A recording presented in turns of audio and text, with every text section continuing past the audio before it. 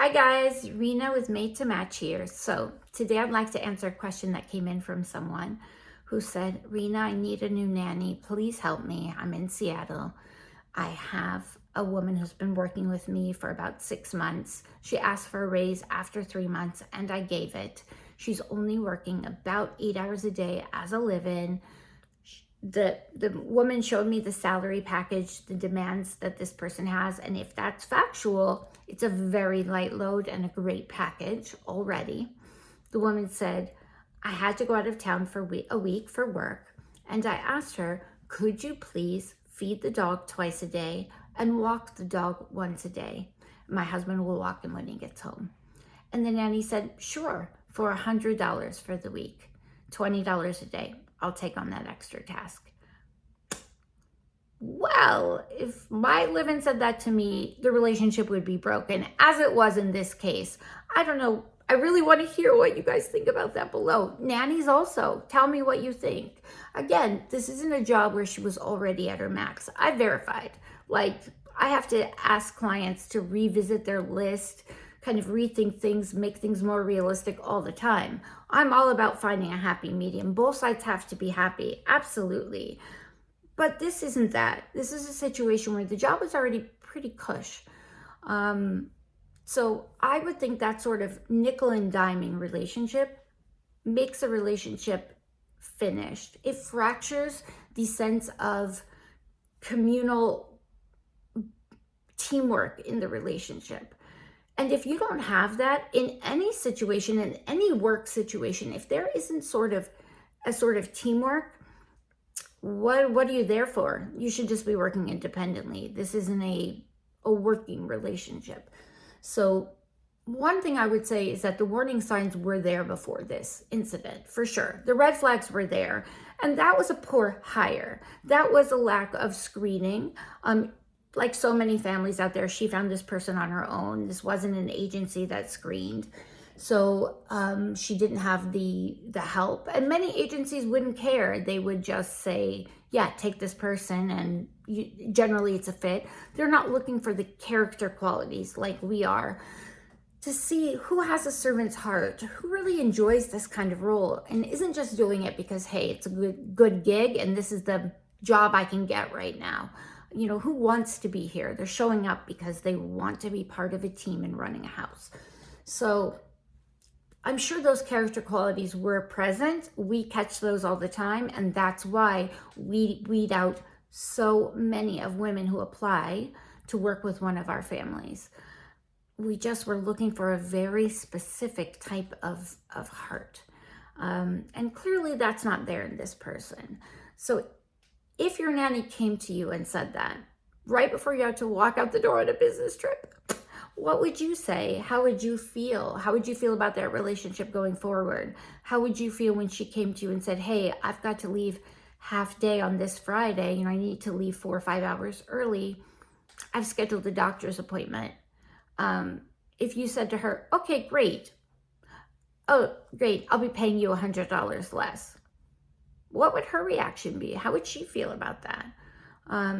It's a point that a relationship should just never get to. And really, again, I think that you can see that in the beginning. Part of what we do is that we make sure the job is realistic for the salary being offered. And often there is an adjustment that needs to be made there.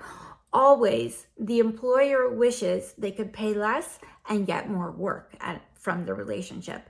And the employee always wishes they could make more and work less. That's the nature of any compromise of any employment situation. It doesn't matter if it's a domestic job or a job in an office or in a hospital or in a bank. This is how both sides are coming to the negotiations. But if they're not both there in good faith and feeling good about the situation, once that compromise has been reached, then you're just counting time until the relationship implodes, and you are experiencing stress every day until that relationship does implode. So thank God this woman has identified that this relationship is no longer working. It's not worth saving. She wants to move on, and thank God she's asked us to help her. We're happy to do that. But I'd really like to know if you've encountered that yourself, what you guys think. Um, what I would say, I always like to give you guys something practical to do. What I would say if my live-in came and said that to me, just in case you're in that situation, I would say, thanks for sharing your perspective. I appreciate that that's how you feel. I'd be happy to sit down when I get back and discuss your compensation versus your workload and look at some standards and, see if this feels fair to both of us. If it no longer feels fair to you, I understand. We can talk about that. AKA, maybe it's time for you to go, but I wouldn't say that before you're walking out the door on a business trip. But I'm not going to be compensating you extra for that now. But I'm happy when I get back to sit down and discuss this. If you're not okay with that, that's your prerogative. You obviously don't want someone to quit right before you're walking out the door on a trip, but if this happened in a less pressured situation, I would say, I'm not going to be changing your overall compensation for a need like this. The fact that I'm going away decreases your workload, or I'm happy to trade some things off and look at what works. But we need to sit down and have a larger discussion about compensation versus the job. That's a hard discussion. It's an uncomfortable discussion. I get it. If you worked with an agency like ours, you would certainly have our help. We would be calling that candidate. We would be talking them through, coaching them, coaching you through all of this, and kind of doing the dirty work of having the tougher conversations one-on-one. And with the woman in this case, with the candidate, the nanny, the live-in nanny.